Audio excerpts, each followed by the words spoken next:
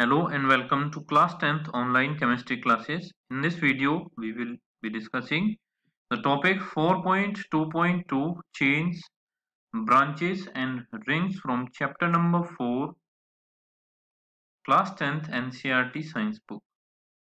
And the name of the chapter is carbon and its compound. So in the earlier section, we mentioned the carbon compounds methane. कि earlier section में हमने mention किया था carbon का एक compound था methane, ethane and propane containing respectively 1, 2 and 3 carbon atoms. अगर 1 carbon atom था तो मेथेन, 2 था तो एथेन, 3 था तो प्रोपेन.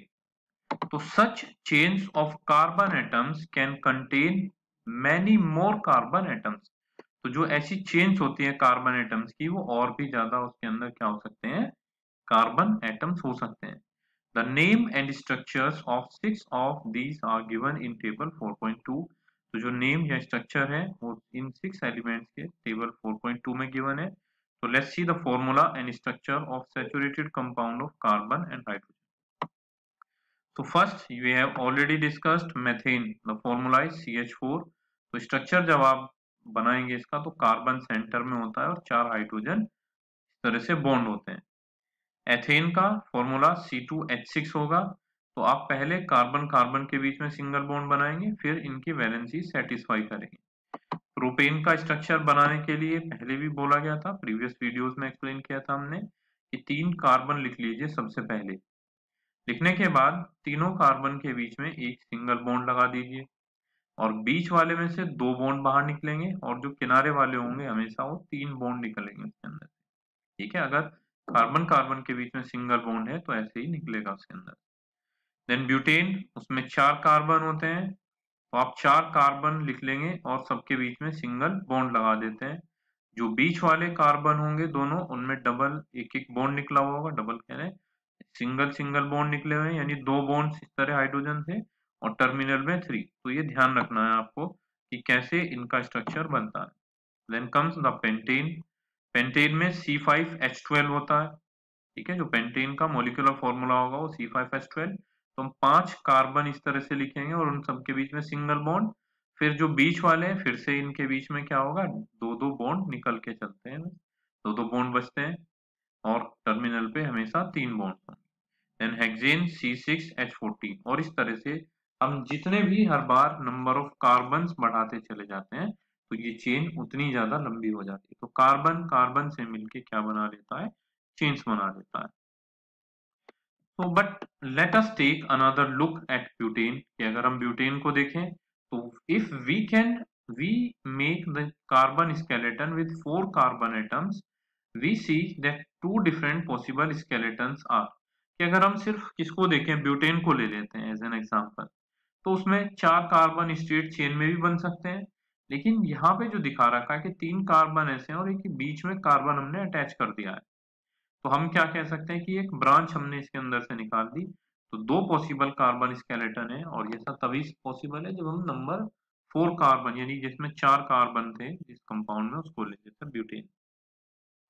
तो filling the remaining valencies of the hydrogen gives us. कि अगर हम बची हुई वैलेंसी हम हाइड्रोजन से फिल कर दें तो हमें क्या मिलेगा कि बीच वाले कार्बन पे आप देख रहे हैं कि एक ही ये वाला जो कार्बन है सेकंड कार्बन, इस पे एक ही हाइड्रोजन अटैच होगा, टर्मिनल पे 3 अटैच है और ये जो बचे हुए 2 एटम्स हैं कार्बन के इन पे भी 3-3 हाइड्रोजन है.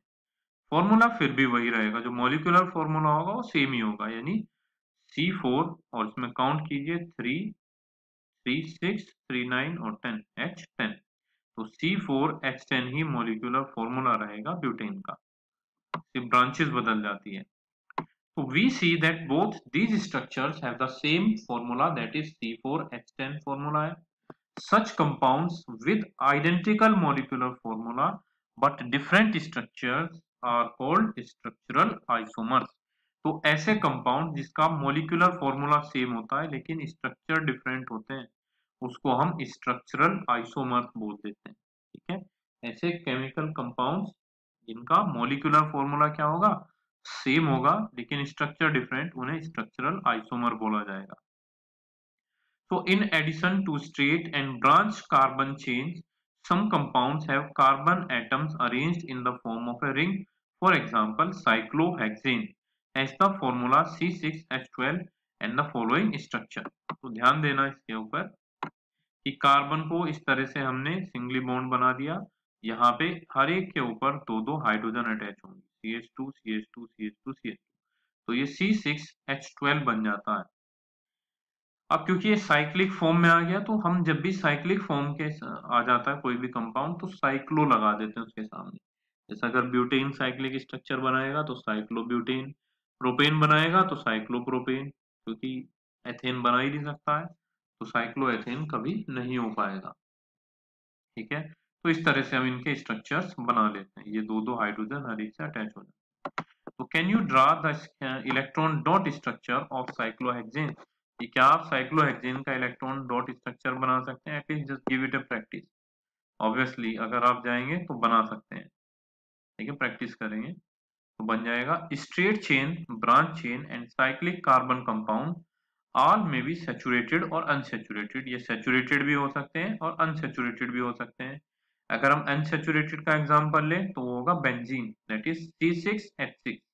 ठीक है, बेंजीन एक अनसैचुरेटेड कार्बन कंपाउंड है। इस तरह से अल्टरनेटिवली साइक्लिक फॉर्म में डबल बॉन्ड लगे हुए हैं, single double single double single और डबल बॉन्ड, और एक कार्बन से सिर्फ एक ही हाइड्रोजन अटैच होगा तो मॉलिक्यूलर फॉर्मूला C6H12 होगा।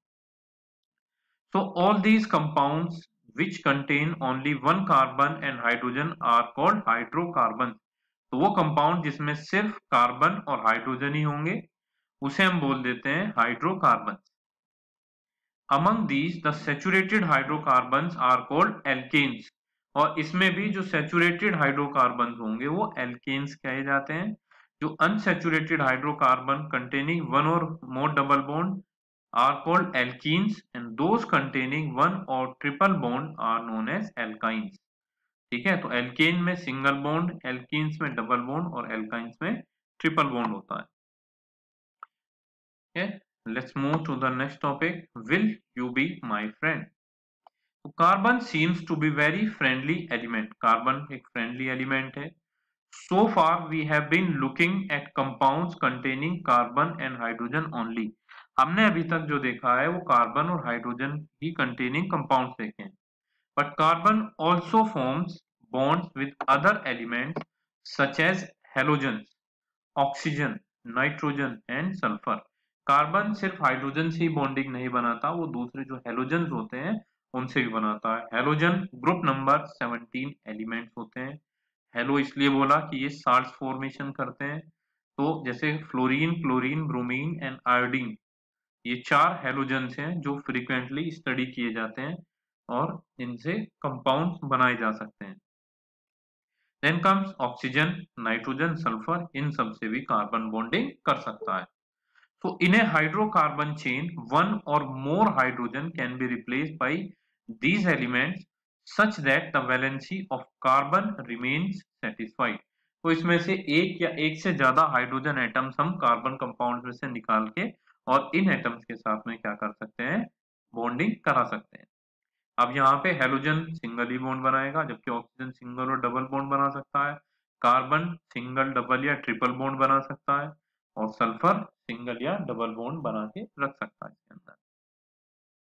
तो in such compounds the element replacing hydrogen is referred to as heteroatom. ठीक है, और ऐसे कंपाउंड में जिसमें से हाइड्रोजन को जो रिप्लेस करेगा उस एटम को हम हेटेरोएटम बोल देते हैं। These heteroatoms are also present in some groups as given in table 4.3। ये heteroatom कुछ ग्रुप्स में भी होते हैं जिन्हें हम फंक्शनल ग्रुप कहते हैं और वो एक स्पेसिफिक प्रॉपर्टी देते हैं। तो let's see these hetero group first. Heteroatom chlorine, bromine है, जिसमें क्लास ऑफ कंपाउंड क्या होगा, हेलो, यानी क्लोरो ब्रोमो। अगर क्लोरीन है तो क्लोरो और ब्रोमीन है तो ब्रोमो, हेलो एल्केन इनका नाम आ जाता है कंपाउंड।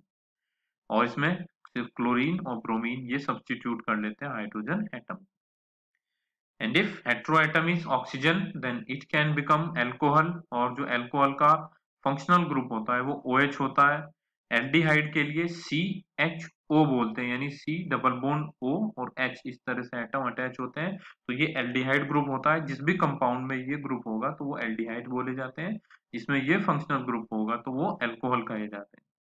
जबकि कीटोन के लिए एक कार्बन इधर अटैच होगा, एक कार्बन इधर, और C डबल बॉन्ड O ये कीटोन का होता है। और कार्बोक्सिलिक एसिड के लिए COOH, ठीक है, यानी एक कार्बन के ऑक्सीजन से डबल बॉन्ड, दूसरे ऑक्सीजन से सिंगल बॉन्ड, और ऑक्सीजन का हाइड्रोजन से बॉन्ड होता है, तो ये क्या बना लेता है, फंक्शनल ग्रुप बोले जाते हैं इन सबको, group of heteroatoms.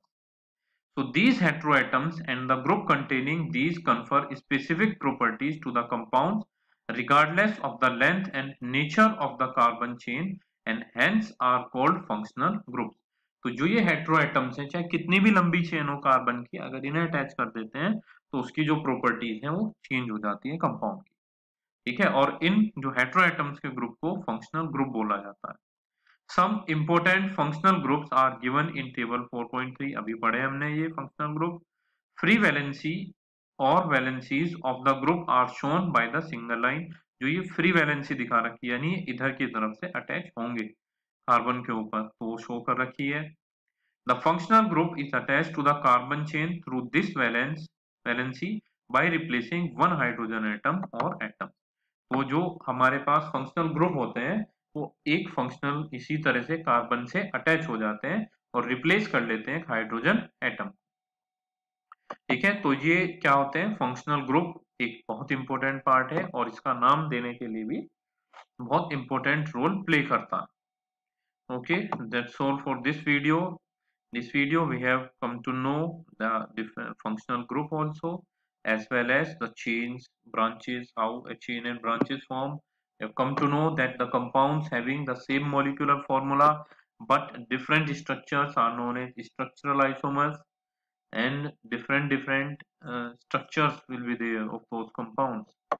Okay, in our next video we will discuss the homologous series. Thank you for this video.